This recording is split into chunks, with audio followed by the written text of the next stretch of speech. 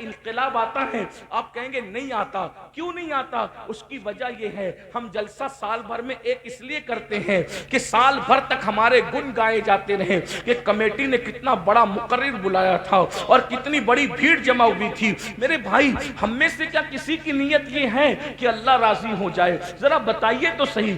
آپ نے لاکھوں لوگ جمع کر لیے اور اللہ راضی کرنے کی نیت نہیں ہے تو بھائی یہ لاکھوں لوگ تو ڈگڈگی بجانے والے مداری کی محفل میں بھی آ جاتے ہیں. یہ لاکھوں لوگ تو جو ہے وہ سیاسی لیڈروں کی محفل میں بھی آ جاتے ہیں. یہ لاکھوں لوگ تو اللہ اکبر نچنیے گویوں کی محفلوں میں بھی آ جاتے ہیں. اگر اپنی محفل میں آئے تو فرق کیا ہے؟ یاد رکھو جو کام کرو رضا الہی کے لیے کرو. اب غوث پاک کے خطبات کے چند اقتباسات میں پیش کر رہا ہوں. غوث پاک کیسے خطاب کرتے تھے؟ لوگ اپنے کپڑے پھاڑ لیتے تھے. غوث پاک کا خطاب سن کے کپڑے پھاڑ لیتے تھے. لوگ اللہ کے خوف سے مر جاتے تھے. کئی جنازے اٹھتے تھے. کچھ لوگ بے ہوش ہو جاتے تھے. غوث پاک کا خطاب سن کے بے ہوش. کیا تاثیر تھی زبان میں. اور جب گفتگو کرتے تھے قرآن و سنت کی طرف بلاتے تھے. کس شان سے؟ آئیے پہلی بات حضور غوث پاک فرماتے ہیں اے نوجوانوں. اب غوث پاک کے خطبات میں پڑھنے لگا ہوں. غوث پاک فرماتے ہیں زبان میری ہے بات ان کی. غوث پاک فرماتے ہیں اے نوجوانوں حسد مت کرو. غوث پاک کہہ رہے ہیں دیکھیے کتنا لچھے دار گفتگو کا دور ہے اور گفتگو کتنی سادی ہو رہی ہے. فرماتے اے جوانوں حسد مت کرو کیونکہ حسد جیسے سوکھی لکڑی کو آگ کھا جاتی ہے. آپ غوث پاک کی جس کرامت کو پڑھیے سنی اس کو پہلے سے سن چکا ہوگا. جی اتنا غوث پاک پر بیان ہوا کہ ولیوں کی کائنات میں اتنا کسی پر بیان نہیں ہوا. بے شک غوث پاک پر اتنا لکھا گیا کہ ولیوں کی کائنات میں ان سے زیادہ کسی پہ نہیں لکھا گیا. بلکہ حضور غوث پاک کی شان تو یہ ہے کہ مسلم تو مسلم جو لوگ مسلمان نہیں ہے ان کا بھی ایک بڑا طبقہ حضور غوث پاک کو مانتا ہے. بے شک آپ ہماری پرانی کتابیں اٹھا کر دیکھیں بزرگوں کی تو راجہ رنجیت سنگھ کے دربار میں بھی سرکار غوث پاک کی 11ویں ہوا کرتی تھی. جی بے شک بے شک. غوث پاک کی شان یہ ہے. اس مضمون کو میرے امام نے یوں بیان فرمایا ہے وہابی رافضی کی کور نفسی وہابی رافضی کی کور نفسی کہ ہندو تک تیرا قائل ہے یا غوث.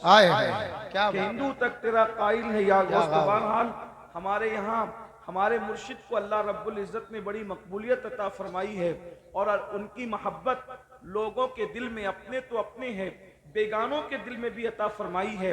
تھوڑی دیر کے لیے میں آپ کی خدمت میں حاضر ہوں اور حضور غوث پاک کی بہت ساری کوئی شان بیان کرنے کی بجائے صرف ایک ہی بات پر ہم گفتگو کر کے اپنی گفتگو کو مکمل کریں گے. کہتے ہیں کہ خطابت کا جو فن ہے یہ بہت بڑی چیز ہے. اللہ تبارک و تعالیٰ نے جس کو خطیب بنایا جس کو زبان دی اس کو بڑی نعمت عطا فرمائی. لوگ اس کا مس یوز بھی کرتے ہیں لیکن ہم اس پر کوئی گفتگو نہیں کرتے. مگر یہ ضرور ہے کہ ہر نبی کو اللہ نے خطابت عطا فرمائی. ہر نبی خطیب ہوئے ہیں اس لیے کہ لوگوں کو اللہ کی طرف بلانے کے لیے بہت مؤثر ذریعہ خطابت ہے واضح و نصیحت ہے. اسی طریقے سے آپ دیکھیں ہندوستان کی سرزمین پر ملک کو آزادی دلانے میں خطابت نے ایک بڑا کارنامہ انجام دیا ہے. اسی طریقے سے دین کی اشاعت کے لیے خطابت نے ایک بڑا کارنامہ انجام دیا. جہاں کتابیں نہیں پڑھی جاتی وہاں بھی خطاب سنے جاتے ہیں اس لیے کہ کتابیں بہت زیادہ علم والے لوگ سمجھتے ہیں مگر خطاب کو ایک عام انسان بھی سمجھ لیتا ہے. اسی لیے خطابت کے ذریعے سے بڑا کام ہوا ہے. اللہ اکبر. ہم اپنے مرشد حضور غوث پاک کو جب ہم دیکھتے ہیں تو سرکار غوث اعظم جیسا ولی اگر ہمیں کوئی نظر نہیں آتا غوث پاک جیسا کوئی مفکر ہمیں نظر نہیں آتا غوث پاک جیسا کوئی معمار قوم و ملت ہمیں نظر نہیں آتا غوث پاک جیسا عظیم مصلح ہمیں کوئی نظر نہیں آتا غوث پاک جیسا جیسے مصنف ہمیں کوئی نظر نہیں آتا غوث پاک جیسا جیسے عظیم صاحب ولایت کوئی نظر نہیں آتا ویسے حضور غوث اعظم جہاں اپنی شخصیت کے اندر ایک بڑی عظیم ہستی ہے، ہر جہت سے وہ بے مثل و بے مثال ہے، اسی طریقے سے اللہ نے ان کو جو خطابت کا فن عطا کیا تھا، ان کے دور میں آپ جیسا خطیب دنیا نے نہیں دیکھا۔ خطابت کا وہ عالم تھا کہ حضور غوث پاک کی محفل میں ایک وقت میں 70,000 لوگ جمع ہوا کرتے تھے، 70,000 لوگ۔ اور یہ کیمرے کتنے ہیں جو بیان ریکارڈ کر رہے ہیں، لیکن اس دور میں کیمرے تو نہیں تھے، لیکن غوث پاک کے خطابات کو ریکارڈ کرنے کے لیے، یعنی ان کو لکھنے کے لیے 400 بندے قلم دوات لے کر کے بیٹھتے تھے اور حضور غوث پاک کا خطاب لکھا کرتے تھے۔ جب غوث پاک خطاب فرماتے تھے تو انسانوں کے علاوہ جنات کا مجمع بھی ہوا کرتا تھا۔ ابھی یہ منتظمین نے کتنی محنت کی ہوگی، تب کہیں جا کر یہ ہزاروں کا مجمع جمع ہے، لیکن 70,000 نہیں ہوں گے۔ جہاں تک میرا خیال ہے کہ اس مجمع میں اتنی محنتوں کے بعد، لاکھوں روپے خرچ کرنے کے بعد ہزاروں آئے ہیں، مگر 70,000 نہیں ہے۔ آج سے 900 سال پہلے نہ کوئی تشہیر ہے، نہ کوئی انٹرنیٹ کا دور ہے، نہ کوئی تشہیر کرنے والا ہے، اور 70,000 کا مجمع ہے۔ اللہ اکبر! اور پھر یہ 70,000 تو انسانوں کا مجمع ہے، اس میں جنات الگ ہے، اس میں فرشتے الگ ہے، اور پھر اللہ اکبر! صرف فرشتے اور جنات نہیں بلکہ انبیاء بھی تشریف لاتے ہیں، اور صرف انبیاء نہیں، امام الانبیاء بھی تشریف لاتے ہیں، مولا علی بھی تشریف لاتے ہیں۔ میرے امام نے بیان کیا، کہتے ہیں اللہ اکبر! ولی کیا مرسلی خود خیر الرسل آئے، تیری واز کی محفل ہے یا غوث، سبحان اللہ، سبحان محفل ہے یا غوث۔ خود حضور سید العالمین تشریف لاتے ہیں، مولا علی تشریف لاتے ہیں، اللہ اکبر! اور بیان کی چاشنی کیا ہے، بیان کی لذت کیا ہے؟ جو آتا ہے توبہ کر کے جاتا ہے، عیسائی آتا ہے مسلمان ہو کر کے جاتا ہے، یہودی آتا ہے مسلمان ہو کر کے جاتا ہے، مشرک آتا ہے مسلمان ہو کر کے جاتا ہے۔ کیفیت یہ ہے حضور غوثیت معاف کی، لیکن میں آپ کے سامنے تھوڑا سا حضور غوث پاک کی خطابت اور دوسروں کی خطابت کا ایک فرق واضح کرنا چاہتا ہوں۔ میں آج کے تناظر میں کچھ نہیں کہوں گا، میں صرف جو ہے حضور غوث پاک کے دور کی بات کر رہا ہوں۔ آپ جانتے ہیں میرے بھائی، حضور غوث پاک نے جو انقلاب پیدا کیا ہے، آپ کو محی الدین کا لقب ملا، یعنی دین کو زندہ کرنے والا۔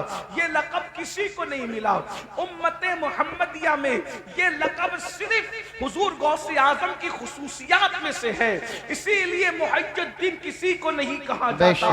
یہ دین کو زندہ کرنے والی حیثیت شخصیت ہے۔ آپ کیا ہستی ہے! آپ کے دور میں دراصل ہوا یہ تھا کہ سرکار غوث پاک کے دور میں جو حکمراں تھے، حکمراں طبقہ مسلمانوں کا بگڑ گیا تھا۔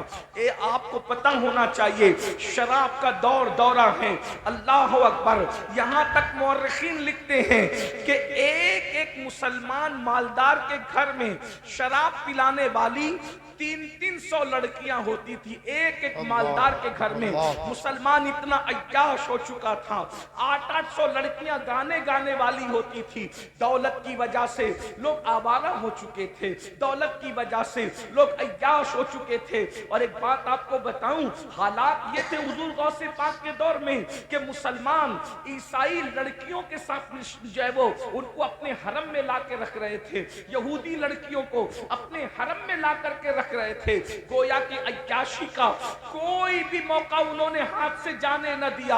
اور پھر مذہبی طبقہ مالداروں کے سامنے سرنڈر ہو چکا تھا۔ مذہبی طبقے کا حال یہ تھا، وہ تقریریں کرتے تو لوگوں کو سلانے والی سے مطلب یہ، ارے تمہیں کیا ڈرنا، تم تو مسلمان ہو، تمہیں تو جنت ملنی ہی ملنی ہے۔ آپ مجھے بتائیں، شرابیوں کو جنت اس طریقے سے بانٹی جائے گی تو کیا وہ شراب چھوڑے گا؟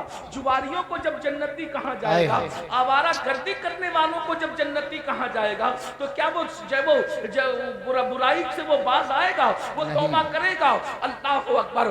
قرآن حدیث کو چھوڑ کر منبر سے سب بیان ہو رہا تھا، یہاں تک کہ جھگڑے اہل علم میں یہاں تک پہنچ گئے تھے۔ اور جھگڑا بھی کس بنیاد میں ہو رہا تھا؟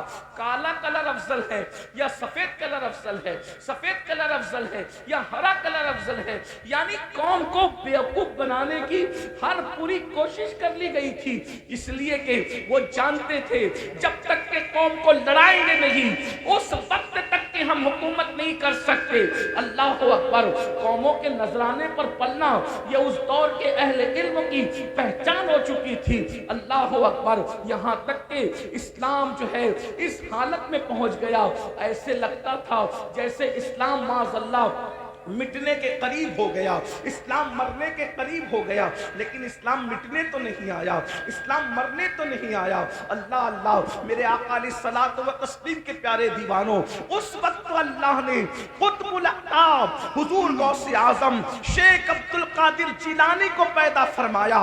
इमाम हसन और इमाम हुसैन का वो शहजादा जो नजीबुत तरफ़ैन सैयद था, जिसके बारे में मेरे इमाम यूं बयान फरमाते हैं, तू हुसैनी हसनी क्यों न मुहिज्जुद्दीन हो, तू हुसैनी हसनी क्यों न मुहिज्जुद्दीन हो।